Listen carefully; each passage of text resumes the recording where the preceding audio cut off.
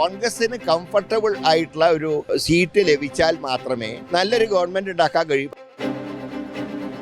ഒരു 60 സീറ്റെങ്കിലും കോൺഗ്രസും ബാക്കി സീറ്റുകൾ ഘടകകക്ഷികളും ജയിച്ചു വന്നാൽ കംഫർട്ടബിൾ മെജോറിറ്റിയിൽ UDFന് ഗവൺമെന്റ് ഉണ്ടാക്കാൻ കഴിയും. പണ്ടൊരു ചൊല്ലുണ്ട്, ഒരകത്തുമ്പോൾ വാഴ വെട്ടുക. അതെങ്ങനെയാണ് ശൈലജ ടീച്ചർ അങ്ങനെ നടപ്പാക്കിയത്?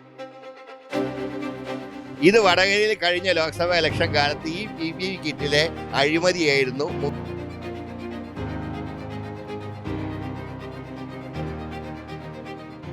നമസ്കാരം. മുഖ്യമന്ത്രി സ്ഥാനം ലക്ഷ്യമിട്ട് പ്രതിപക്ഷ നേതാവായ VD സതീശൻ രഹസ്യ സർവേ നടത്തി എന്നുള്ള വാർത്തയാണ് ഇപ്പോൾ പുറത്തു വരുന്നത്.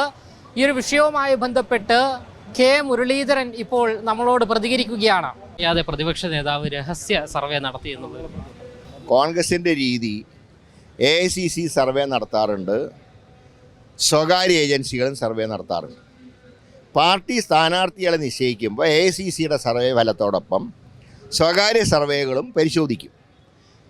അങ്ങനെ കോമൺ ആയിട്ട് ഞാനിപ്പോൾ തെലങ്കാനയിൽ ഞാൻ സ്ക്രീനിങ് കമ്മിറ്റി ചെയർമാനായിരുന്നു. അവിടെ ഉണ്ടായിരുന്നു, പ്രൈവറ്റായി നടത്തിയ സർവേ ഉണ്ടായിരുന്നു. അവിടെ എൻ്റെ അനുഭവം പ്രൈവറ്റായി നടത്തിയ സർവേ ഫലവും AICCയുടെ സർവേയും കൂടെ നോക്കി കോമൺ ആയിട്ട് വരുന്ന പേരുകൾ ഞങ്ങളന്ന് അംഗീകരിച്ചു. ആ സ്ഥാനാർത്ഥികളൊക്കെ ജയിച്ചു. അപ്പോൾ സ്വകാര്യ സർവേ എല്ലാ കാലത്തും നടത്താറുണ്ട്. ഇതൊക്കെ എല്ലാം നടത്തി നോക്കണ്ടേ, എല്ലാ പരീക്ഷണവും നടത്തണ്ടേ? ഒരു കാര്യമുള്ളത്, കോൺഗ്രസ്സിന് കംഫർട്ടബിൾ ആയിട്ടുള്ള ഒരു സീറ്റ് ലഭിച്ചാൽ മാത്രമേ നല്ലൊരു ഗവൺമെൻറ് ഉണ്ടാക്കാൻ കഴിയൂ. ഇപ്പോൾ ഘടകകക്ഷികൾ ഞങ്ങളോട് പറയുന്നതാണ്, നിങ്ങൾ കൂടുതൽ സീറ്റ് ജയിച്ചു വരണം. ഒരു 60 സീറ്റെങ്കിലും കോൺഗ്രസും ബാക്കി സീറ്റുകൾ ഘടകകക്ഷികളും ജയിച്ചു വന്നാൽ കംഫർട്ടബിൾ മെജോറിറ്റിയിൽ UDFന് ഗവൺമെൻറ് ഉണ്ടാക്കാൻ കഴിയും.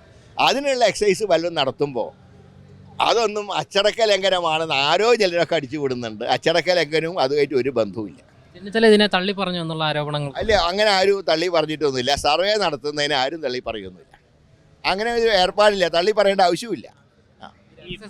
ഏതാ രഹസ്യ സ്വഭാവമുള്ള സർവേ ആണ് എന്ന് പറഞ്ഞു. അല്ല, അത് രാഷ്ട്രീയകാര്യ സമിതിയിൽ അധികം വെച്ചല്ലോ പ്രതിപക്ഷ നേതാവ്. അപ്പോൾ രഹസ്യമാണോ? അത് പണ്ടൊരു ചൊല്ലുണ്ട്, പുരകെത്തുമ്പോൾ വാഴ വെട്ടുക. അതെങ്ങനെയാണ് ശൈലജ ടീച്ചർ അങ്ങനെ നടപ്പാക്കിയത്? പക്ഷേ അതിനവർക്ക് കൊടുത്ത ശിക്ഷയാണ് വടകരയിൽ ഉണ്ടായത്.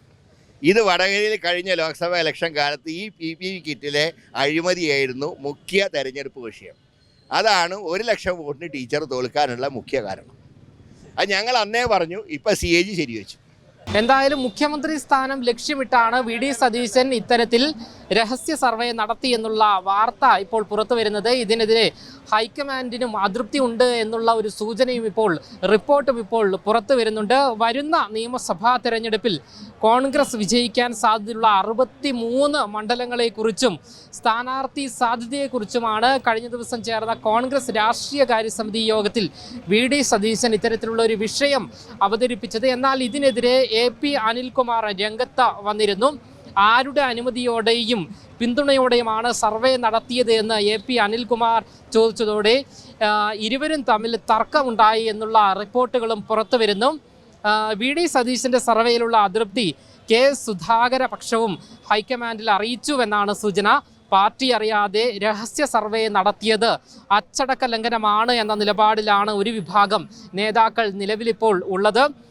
സാധാരണ ഇത്തരം സർവേ നടത്തുന്നത് ഹൈക്കമാൻഡ് ആണ് എന്നും ഇവർ ചൂണ്ടിക്കാണിക്കുന്നുണ്ട്. എന്തായാലും ഈ ഒരു വിഷയത്തിലാണ് ഇപ്പോൾ K മുരളീധരൻ ഇപ്പോൾ നമ്മളോട് പ്രതികരിച്ചിരിക്കുന്നത്. അത്തരത്തിലുള്ളൊരു സർവേ നടന്നു എന്നുള്ള സംശയം തന്നെയാണ് നിലവിൽ ഇപ്പോൾ ഉയർന്നു വരുന്നത്. എന്തായാലും ഹൈക്കമാൻഡിലും ഇതിനെതിരെയുള്ള അതൃപ്തികൾ ഉയർന്നു വന്നു എന്ന സൂചനയും ഇപ്പോൾ പുറത്തു വരുന്നു. ക്യാമറമാൻ അഖിലിനൊപ്പം അമൽ രുദ്ര, മറുനാടൻ മലയാളി, തിരുവനന്തപുരം.